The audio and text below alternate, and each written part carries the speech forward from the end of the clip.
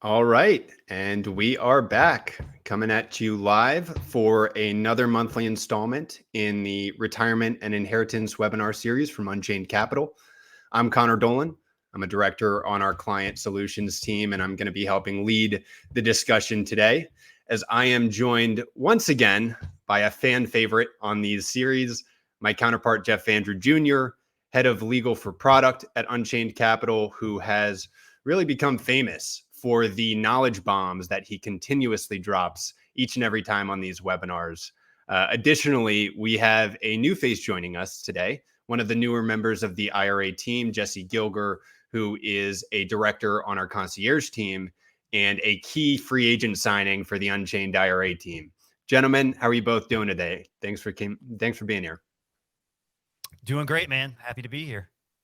Doing well, thank you. Awesome. Well, Jessy recently wrote a piece for the Unchained Capital blog titled, "Should You Hold Bitcoin in a Roth IRA?" Which I think the link for that will be in the chat here shortly, in which he broke down 4 different case studies as to why it may make sense for you to set up a Roth IRA. In today's discussion, we're going to be diving into that piece, and Jessy will be walking us through those case studies. Now, if you'd like to follow along, read the piece as we go through this. Like I said, that link is being shared in the chat here, or if you're on YouTube, navigate to the show notes or the Unchained Capital blog to find that resource. Jeff, as always, will be here as well to share his insights, and of course, will be available at the end for our live Q&A session. Now, before we get into it, a few quick housekeeping items.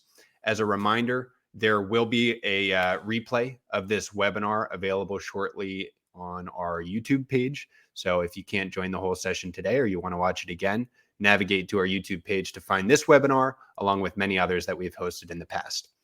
If you'd like, you can download the presentation deck that we are walking through today directly through this Livestorm webinar platform by clicking the little cloud icon in the top right corner of the window.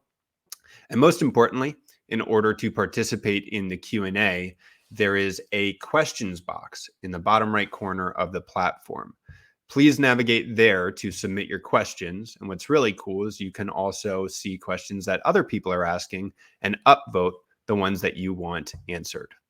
Finally, if you are not able to stay for the entire session today or want to speak with a member from our IRA team directly to ask any outstanding questions that you may have, there is a link that is popping up on the screen here where you can schedule a consultation with someone from our IRA team.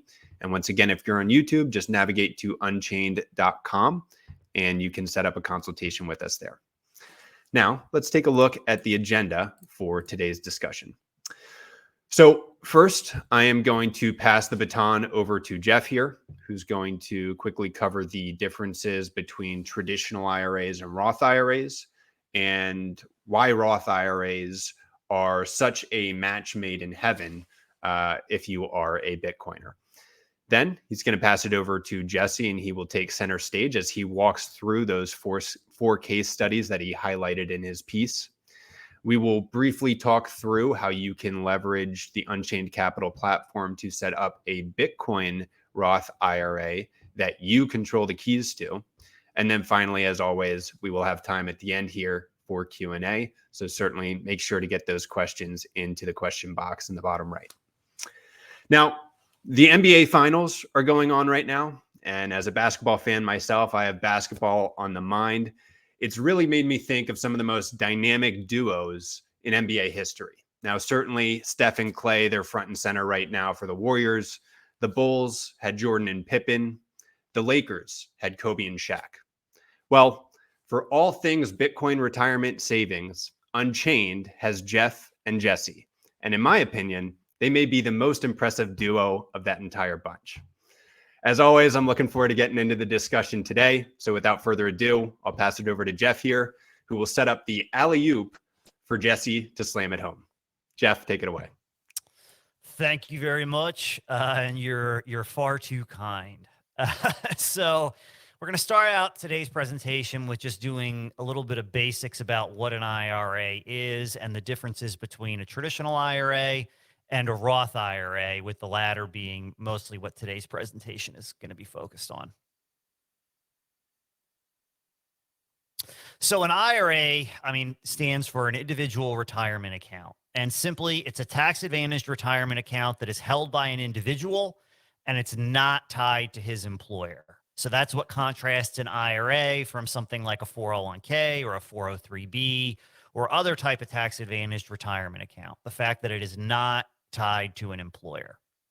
IRAs allow annual contributions, but often the major funding from an IRA happens when someone leaves his or her employer.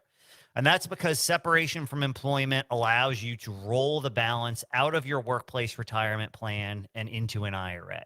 And again, when we say workplace or employer-based retirement plan, the most common of those is a 401k, but that also includes a 403b, a 457, a TSP, all of the, even certain types of defined benefit pensions upon separation allow you to do a lump sum rollover. So whenever we might mention during this presentation for short 401k, we really mean any of those type of, workplace retirement plans.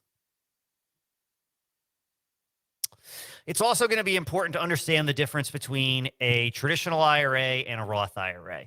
So a traditional IRA is funded pre-tax. After age 59 and a half, when you make withdrawals from a traditional IRA, they're taxed at ordinary income rates. Traditional IRAs classically are funded by rollovers from an existing traditional IRA or a non-Roth 401k. On the other hand, a Roth IRA is funded post-tax.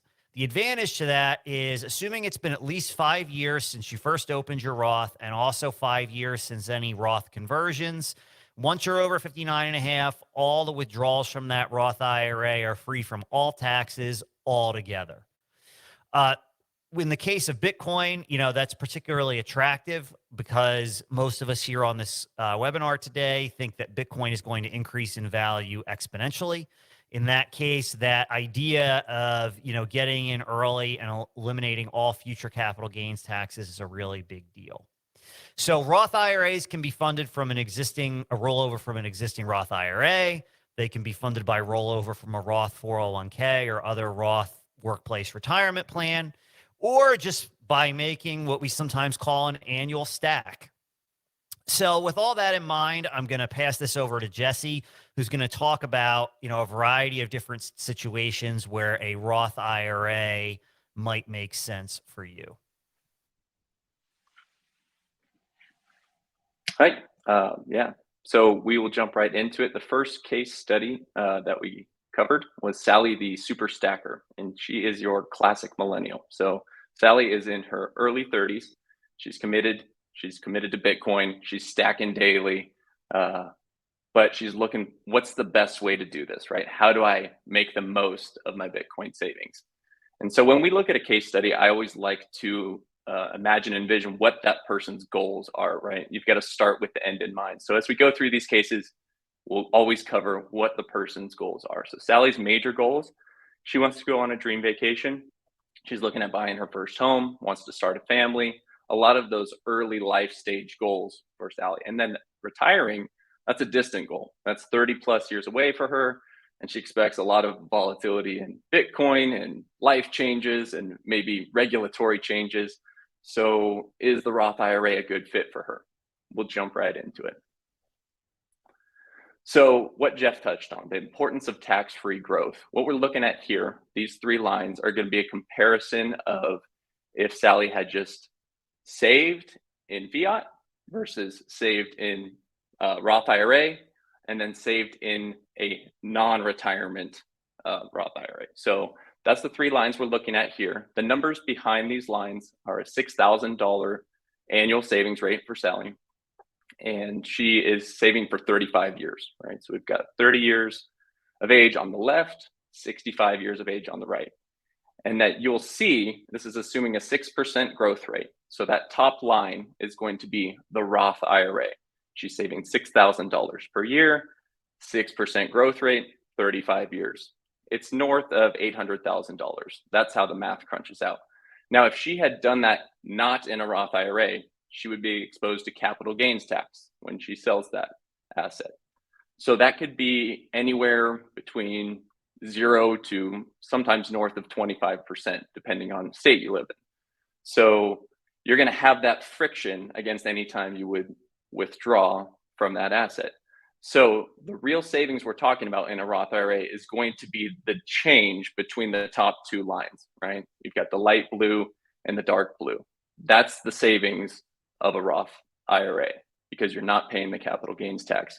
In Sally's particular case, it's north of $117,000 over this case. So other factors, and there's a link to this in the article, you can always plug in your own assumptions, but if you've got an asset like Bitcoin and you have a steeper growth rate, maybe north of 6%, depending on your assumptions, or more time, maybe you're saving beyond age 65 and you plan to live to 75, 85.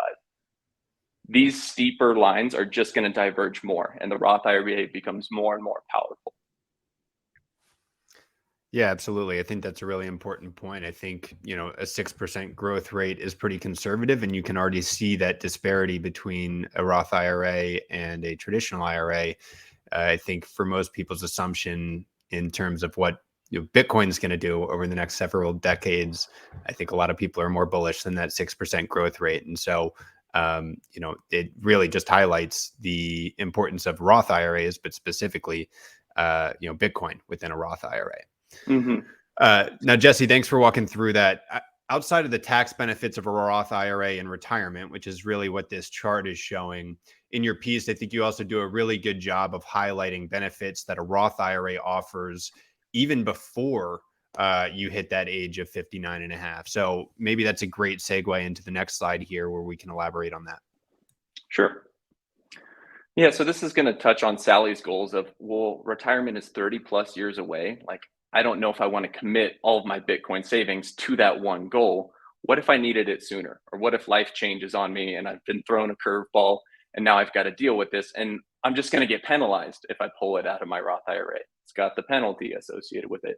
So what is the flexibility of a Roth IRA before age 59 and a half, right? How does it apply to Sally? And there's two things we want to look at here. The first one is withdrawing contributions. People will often forget this, but in a Roth IRA, you can have access to your contribution without tax and without penalty. So in Sally's case, let's say she's been saving for 4 years, right? She's done $6,000 annual contributions, 4 years. Now she's saved $24,000. She can get access to that $24,000 out of her Roth IRA without tax and without penalty. And that's for any reason, right? If she wants to go to the Bitcoin conference in Miami and pull out of her Roth IRA to do that, she's welcome to do that. She's not going to be taxed. She's not going to be penalized. Above and beyond that 24,000, let's say it's grown to 60 or 100 or whatever the amount is, that's going to be your earnings in the Roth IRA, right? And that could have penalty and it could have tax associated with it if you don't have an exception. So the second bullet point here, withdrawing earnings penalty free, there are exceptions to that rule. You can get up to $10,000 of earnings for home time or a first time home purchase, or there's higher education expenses, adoption, birth, medical, certain military. So the list goes on. You would definitely want to consult with a CPA or a tax advisor with your particular circumstances, but there is flexibility. It is not a single tool where it's only retirement. This money is only going to be 59 and a half, and I'm going to be steeply penalized or taxed if I take it before then. There is flexibility. So if she's looking at the dream home or starting a family, the Roth IRA still could be a good fit for her. Yeah, absolutely. Well, thanks for walking through that, Jessy. I think it's clear that there are some massive benefits for individuals who are just getting started and are young professionals in their retirement journey. The next case study we're going to talk through here is someone who's a little bit later on in their career, maybe 5 to 10 years out from retirement. So with that, why don't we walk through our next case study here? Our good friend Rod, who is retirement ready. Mm-hmm. Yep. So continuing with the alliteration here, Rod is retirement ready. He's planning on retiring 5 to 10 years. That's his main goal. That's his eyes on the prize. I want to retire. I want to live off of my investments and savings. But most of his assets are in a 401k or traditional IRA, right? That's where he's done the bulk of his saving and investing. So why would he consider a Roth? Let's jump into it.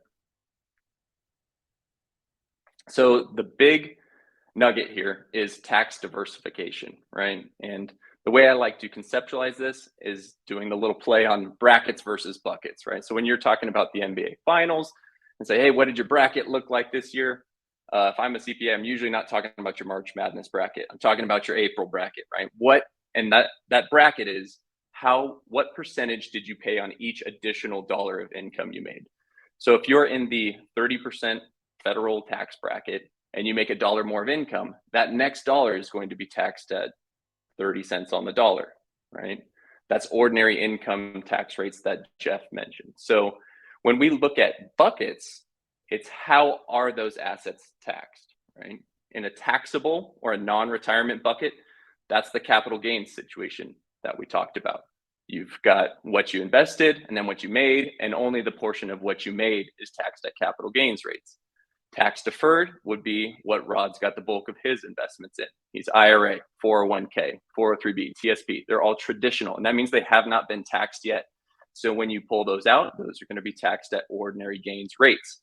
Depending on your bracket, that could be high, that could be low, right? You want to have an analysis of, am I going to be pulling this money out and paying 50 cents on the dollar or 10 cents on the dollar?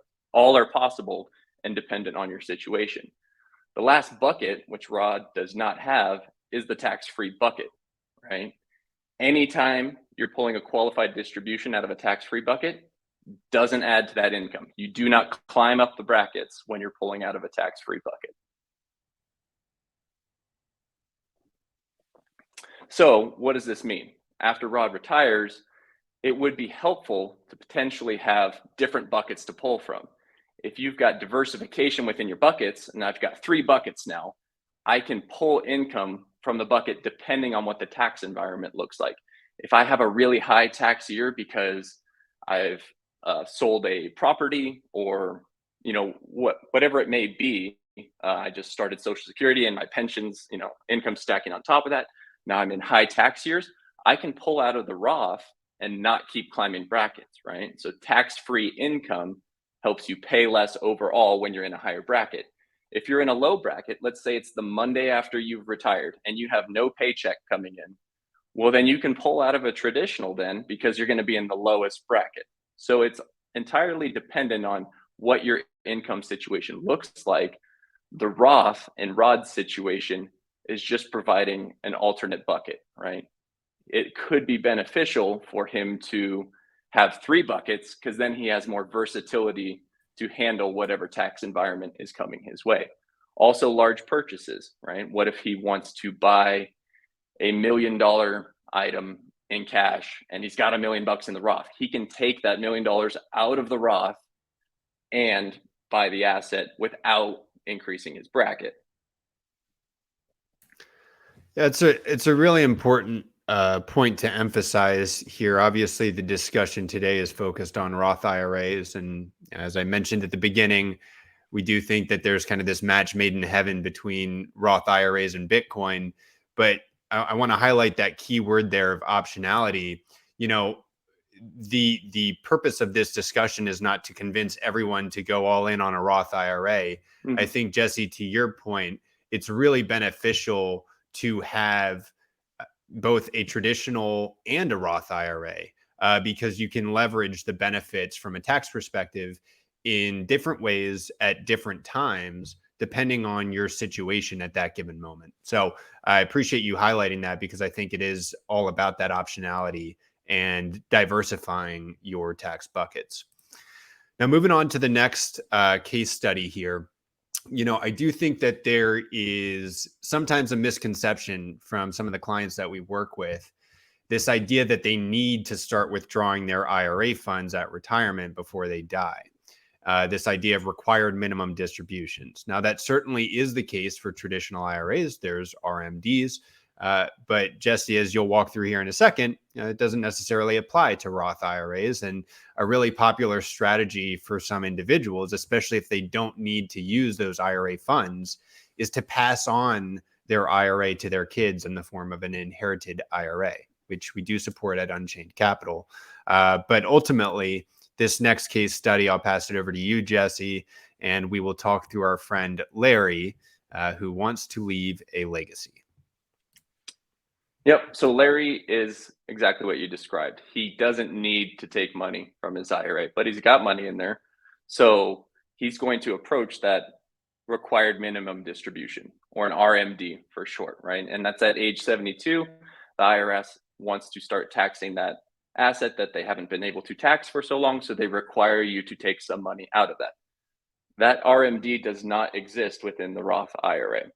So if Larry's not looking to take money out of his traditional IRA, he doesn't need it.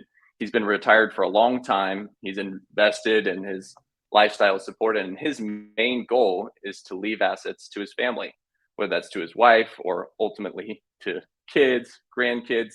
He wants to leave that legacy, right? And the assets are living beyond himself. He also wants to give to causes and charities that he cares about, right? And so he's on the back nine. He's enjoying life. And is the Roth IRA still a fit for him? So we'll jump into it.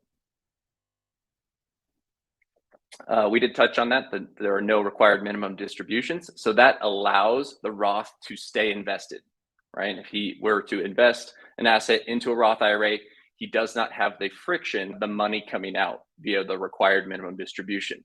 That money can continue to grow and compound in the Roth IRA, and that'll accomplish his goal of stretching it out as long as possible. Roth IRAs are passed. And before Jesse, before we move on to that next point, either Jesse or Jeff, could we just get a quick clarification for someone who may not know what is a required minimum distribution and why is it important that it doesn't apply to a Roth IRA? Yeah, I can take that. No problem. Basically, it used to be once you're age over 70 and a half. The new law is once you're over age 72. In a traditional IRA, at that point, the IRS has an actuarial table where they predict how long you're going to live. And that table gives a certain percentage of your IRA balance that you have to withdraw every year. That's the short story. And obviously, as you make those withdrawals, you have to pay income tax on them in the case of a traditional IRA. So for most people, like if you have like a classic sort of brokerage IRA, a lot of those companies will compute that RMD for you as like a service they do. If you're dealing with like, say, a Bitcoin IRA and it's traditional, you just need to know your December 31st year-end value, and then your CPA will be able to tell you what your required minimum distribution is for that following year based on that. Thanks, Jeff. Yep. Jesse, feel free to keep rolling. Yep. So with the Roth IRA, Larry did not have to take required distributions, and he's able to pass that asset to his spouse or to his kids or grandkids, and they receive that Roth IRA and they do not have to pay income tax on it either. This can be very powerful. Typically, inheritors in this country are in their 40s and 50s because their parents are in their 70s or 80s and passing, and they're in their high income earning years, right? They'll be top of their career, making typically the best money they've ever made. And then they get this traditional IRA, and now they've got to take money out of it and it's taxed, right? And it just goes right on top. They start climbing brackets, they go higher and higher. In the Roth IRA, they can take it all out in 1 year, and it's not going to make them pay any additional tax, right? Now, the similar IRA rules do apply where you have to get it out in under 10 years, but with a Roth, far less planning to have to do around that because you can take it all at once. You could stretch it over 10 years. So there's some opportunity in planning there. And as we move to the next slide, there's a very simple way to visualize this. And is the tax I'm paying now going to be higher or lower than the expected time that it's pulled out? So Larry would be on the right side of this slide. He is in a lower marginal tax rate, and his kids who might pull it out, they would be paying a higher tax rate because they're in high income earning years. So if he was able to get the asset into a Roth, there would be some tax arbitrage there. He could pay low as he converts from traditional to Roth. The kids could pull it out of Roth tax-free, and they don't have that higher rate applied to it. And the reverse applies as well. So someone in the opposite, right? Let's say it was Larry's child saving. They're going to want to lean traditional because they're in very high tax years. So the write-offs are more important, right? That you can keep your marginal rate lower. And then ultimately, when you retire, you may have a future lower marginal tax rate. So you could get money out of the traditional at that time. So a little bit of a lever, teeter totter. Am I going to be higher or lower on the contribution or the distribution, right? If the tax rate is lower on the contribution and higher on the distribution, you'll lean Roth, and that would be the right side of this slide. So we can continue. There are still estate tax considerations. So Roth IRAs do not avoid the estate tax, or sometimes affectionately referred to as the death tax, right? That is the tax applied to estates. Typically, that's kicking in around $12 million per individual. So definitely get some legal and tax advice if you think that this may be applying to you, because there are special considerations there. Roth IRAs do not avoid that estate tax. Now, if we're applying this to Larry's situation, there still could be some future planning opportunity here, because he's planning on leaving some of his assets to charities or causes he cares about. So you typically don't want to leave a Roth IRA to charity because it has that tax-free component, and any asset you leave to a nonprofit is going to be tax-free as long as it's qualified. They can receive that. So you could leave a traditional IRA to your favorite nonprofit, and they would not have to pay tax on it because of their tax advantage status. So it's very case by case. You want to look at it. We're just bringing up these considerations to get the ball rolling, get the wheels churning, thinking about your individual situation, your goals. What do I want to do with my life? And could this Roth IRA as a multi-tool kind of apply in different, whether I'm just starting out, or I'm mid-career, or I'm planning on leaving a legacy? The Roth has flexibility, versatility, and optionality. Excellent. Thank you, Jesse. I think you've done a fantastic job of walking through all of the different reasons why someone may want to set up a Roth IRA, regardless of their age. But of course, a Roth IRA is not a one-size-fits-all solution. And there are certainly instances where a Roth IRA may not be the best solution for them. And I appreciate that in this piece, you highlighted that as well. So the final case study we're walking through here is our friend, Why Would I Wayne? Yeah, so Why Would I Wayne? Another alliterative character. Wayne is, you could almost think of Wayne potentially as Larry's son, right? He's high income, height of his career, top bracket. If he's putting money into a Roth, he's paying tax on the money that's going in the Roth, and he's paying it at the head of it. So he may not want to, right? The traditional might be a better fit for Wayne. Wayne's plan is to live on far less income than he's currently making, right? So that would be the left side of that teeter-totter we just saw. High income now, low income later. Maybe I lean traditional with my savings. And then his major goals include simplifying his lifestyle, retirement, and then leaving all assets he owns to charity, right? So we'll go into the next slide. So this is that brackets and buckets discussion we had a little earlier, that the traditional may make sense. His future bracket is expected to be far lower than his current bracket. So if he's putting money into traditional, he's avoiding the high tax now. He can pull it out later at a low tax. So based on that perspective, Wayne might want to lean traditional. And then also the estate taxes. If you're planning on leaving everything you own to nonprofits, the Roth IRA gives you no added benefit, right? You could leave an entire traditional IRA to nonprofit, and it is not going to affect that nonprofit from a tax standpoint. Another bullet point we don't have on here, and I would like to loop Jeff in if he's able to, that mining. We do often get the question of Bitcoin mining in an IRA. That could make Wayne not want to lean with a Roth IRA, right? That there are special considerations there, and I'll have Jeff speak to some of those. Yeah, and I wrote, if you're interested in this, like a more in-depth treatment, you can certainly go to the Unchained blog, and I wrote a piece there about mining in an IRA. The short story is, when you engage in active business activity within any IRA, regardless of whether it's Roth or traditional, and you're earning income from an active business, which I'm oversimplifying a little bit, but income from an active business is basically anything that is not rental income, interest, dividends, capital gains, right? Generally, most normal IRAs, your income is capital gains, interest, and dividends. Rental income is also not a problem. But when you go outside of those areas and you're earning active business income, you become subject to something called UBIT, unrelated business income tax. And that basically is a tax that applies to an organization or account that is otherwise non-taxable. And you typically pay tax at a very high rate. So that kind of negates the whole reason why you would want to do an IRA in the first place. And that's why I don't typically recommend people do mining within an IRA, because mining, we don't have a specific ruling one way or the other. But if you check out that article, it kind of lays out why we feel that mining I would say almost certainly qualifies as an active business. You're subject to that UBIT, and then that kind of negates the whole reason you did an IRA in the first place. That's why we also don't offer it as an option within the Unchained IRA.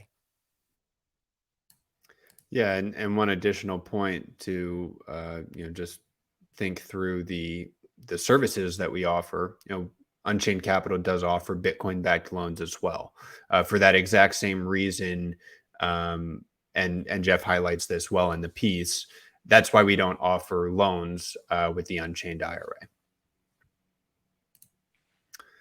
So with that, Jessy, thank you so much for walking through that discussion. As a reminder, this is all outlined in detail in the article that Jessy wrote. You can find on the Unchained blog or in the show notes of this video. I do want to take a moment just to talk through, okay, Roth IRAs sound good. Well, what about a Bitcoin Roth IRA? And Unchained Capital certainly offers our solution as well. So as Jessy outlined, there are a ton of different benefits of Roth IRAs more generally. One of the most important being that although you do pay taxes on the contributions on the front end, if you wait until 59 and a half, you are able to withdraw the funds with no tax liability, meaning no capital gains tax. Well, if you share the same vision that Unchained Capital does, that Bitcoin is going to become the global reserve asset over the next several decades, and as such is the greatest asymmetric investment opportunity the world has ever seen, well, then it starts to become really clear why Roth IRAs specifically are so popular for Bitcoin IRAs. It's this combination of potentially massive exponential gains paired with a long-term investment time horizon and paired with some really, really impactful tax benefits. And so at Unchained Capital, of the many different Bitcoin native financial services that we offer, we really offer a one-of-a-kind solution in the space, which is allowing you to have a standard IRA account, not a checkbook IRA, that you get to hold real Bitcoin in, as opposed to like a Bitcoin proxy like GBTC or BITO. And most importantly, at Unchained Capital, you get to control the keys to that Bitcoin. So through the Unchained IRA, what we do is we help set up an IRA account for you at Solera National Bank, who is our IRA custodial partner. We support traditional, Roth, SEP, and inherited IRAs. And then through our platform, we help you set up a Bitcoin address titled to that IRA account. And as with all of the vaults that are built through our platform, we are helping you set up 2 of 3 multi-sig addresses in which there are 3 private keys associated with that Bitcoin address. And you need any 2 of those 3 keys in order to access the Bitcoin. We structure it in what we call a collaborative custody model, where you control 2 of the keys and we control 1. The end result of this setup is that you are still the only person in the world that has access to the Bitcoin. But if you were to ever lose one of your private keys, we have a backup key that we can help you recover the Bitcoin. And you can set up this structure for your IRA Bitcoin, which is really unique, on top of your personal Bitcoin that may be sitting on an exchange or an individual hardware wallet, or a business account or a trust. We have the ability, using those 2 hardware wallets, to build these 2 of 3 vaults on our platform for all of your Bitcoin related financial services needs. And what you see on the screen here is just a quick visual of the rollover process, which ultimately shows exactly what I was just walking through. You set up the IRA account at Solera National Bank. You can make an annual contribution or typically transfer over funds from an existing IRA or 401k from a former employer. We take those dollars, convert them into Bitcoin through our trading desk, and deposit them into a vault that you control the keys to. Now, if this concept of holding your own keys sounds overwhelming to you, not to worry. We have a concierge onboarding service that you can sign up for, where we will walk you through every step of the process, setting up these devices that store your private key, showing you how to build vaults on our platform, showing you how to deposit, showing you how to withdraw. You can even order the hardware wallets through us if you need some. You need 2 hardware wallets to get set up on our platform, and we support Trezor, Ledger, and Cold Card devices. Now, if you'd like to learn more about the Unchained IRA, feel free to click the link that's popping up on the screen now, and you can set up a consultation with someone from our IRA team to answer any questions you have. Additionally, if you're watching this on YouTube, you can visit unchained.com, navigate to the Bitcoin IRA page. You have the same ability to set up a consultation with our team there. And additionally, you have the ability to start an order. Now, with that, I think that leads us right into the Q&A discussion today. And we do have a couple of questions in the box here, so we will jump right into it. One of the first questions from one of our counterparts, Drew, is, does your tax bracket matter today versus later if you were someone like Sally the super stacker? And Jessy, I think you covered this really well in your presentation, but maybe just highlight that again in order to answer Drew's question.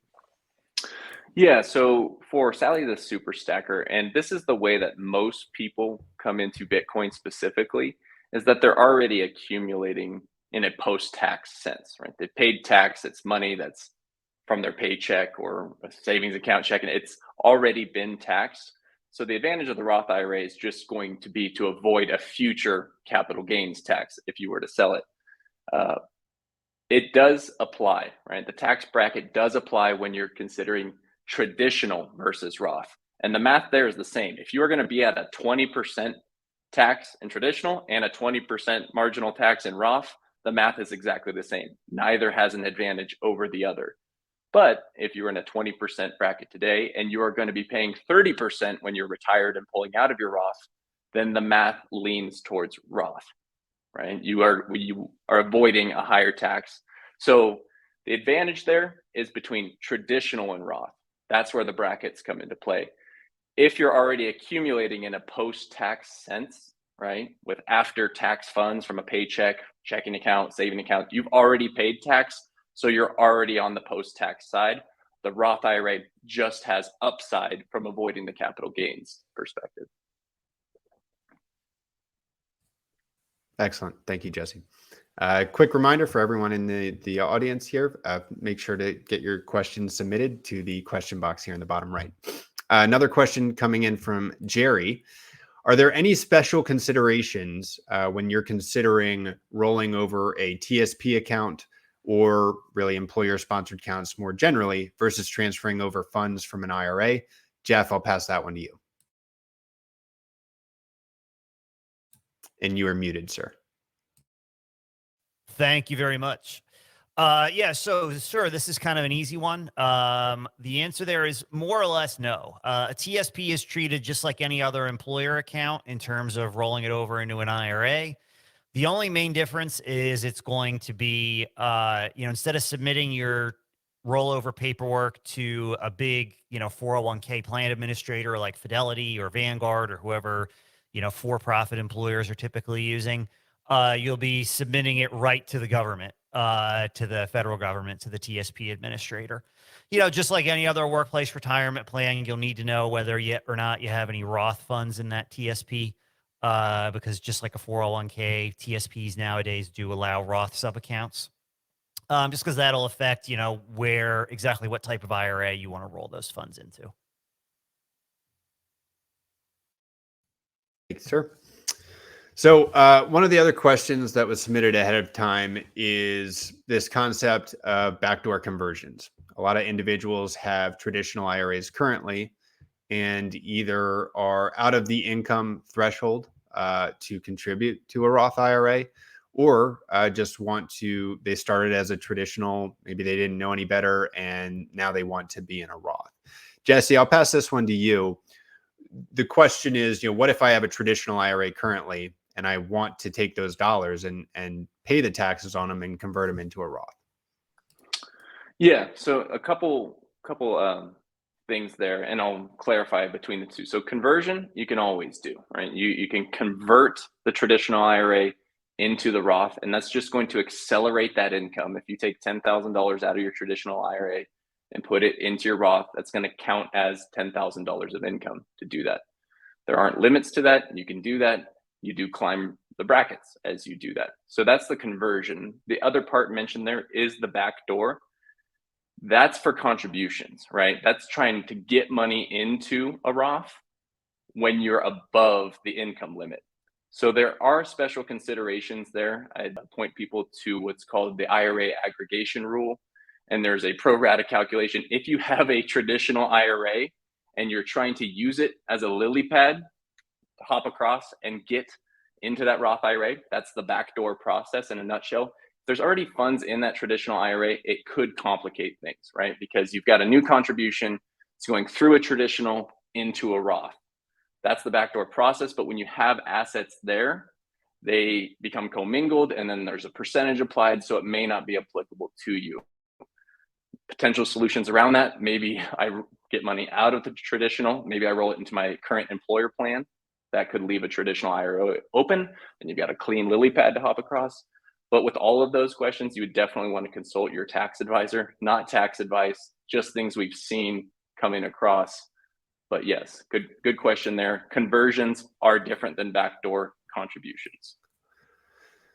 Yeah, and if it hasn't become clear enough yet, we have some really, really fantastic content on our Unchained Capital blog, including an article from our very own Jeff Vandrew titled "How to Make a Backdoor Contribution to Your Bitcoin Roth IRA," which really walks through step by step how to go through the process that Jessy just walked through. We do have the ability to do backdoor contributions or conversions directly at Unchained Capital. But as the article outlines, it may make more sense for you to do that at your current IRA custodian. One additional question here that I see coming through. I had mentioned earlier Bitcoin proxies, GBTC, BITO, MicroStrategy stock. Some people are utilizing that currently in their IRA or 401k at a legacy finance broker like a Fidelity or Vanguard. Jeff, this question I'll throw over to you. Why do I want real Bitcoin? I'll play dumb here. Why do I want real Bitcoin as opposed to a GBTC or any other Bitcoin proxy?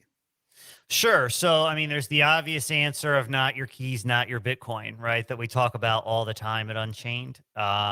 Namely, if you don't hold the keys to your Bitcoin, you don't know whether or not that Bitcoin is actually there. It could be rehypothecated. You generally have no idea, and you can't really be sure that when you need it, it is in fact there. Not even to mention risks such as hacks and things of that nature, other types of security risks. So that's the first one, but there are other reasons as well, even beyond sort of the stuff that we always talk about as part of our mission here at Unchained. And that's namely, number one, GBTC especially does not necessarily even track the Bitcoin price all that well. It's a closed-end fund. There's always a discount or a premium that has gotten pretty big now. So you're not really, even if you didn't care about the not your keys, not your Bitcoin concept, you're potentially missing out on some price appreciation there. And even with BITO, that is an ETF, but it is an ETF based on rolling futures contracts. So that doesn't exactly track, Bitcoin price either. So I think those are really the two main reasons why, holding actual real Bitcoin in your IRA is clearly superior. Absolutely. The choice, once you get to a certain point, there's no substitute for owning real Bitcoin, and there's no substitute for owning real Bitcoin that you control the keys to. And that is what we specialize here at Unchained Capital. Certainly with the Unchained IRA, you can do that within the context of an IRA. But the focus of our platform is to empower individuals to hold their private keys and provide you with a one-stop shop for all of your Bitcoin related financial services needs while allowing you to control the keys to that Bitcoin. It looks like we're coming right up on time here. So as a couple of final thoughts, certainly want to encourage everyone to check out the Unchained Capital blog. We are constantly coming out with really, really good content, both retirement focused and otherwise. And you can subscribe to the blog and get emails when new pieces come out. I definitely encourage you to check out our YouTube channel as well. We have a retirement and inheritance webinar series that we host on the third Wednesday of every month. But we also have webinars on continuing education and becoming a better Bitcoiner in terms of how to self-custody and through this collaborative custody model at Unchained Capital. Really appreciate the time today, Jeff and Jessy. This was an insightful conversation as always. I didn't expect anything less. With that, we will wrap it up here. We'll see you next month for our next retirement and inheritance webinar series, and appreciate your time. Thanks, everybody. Have a good day. Thank you.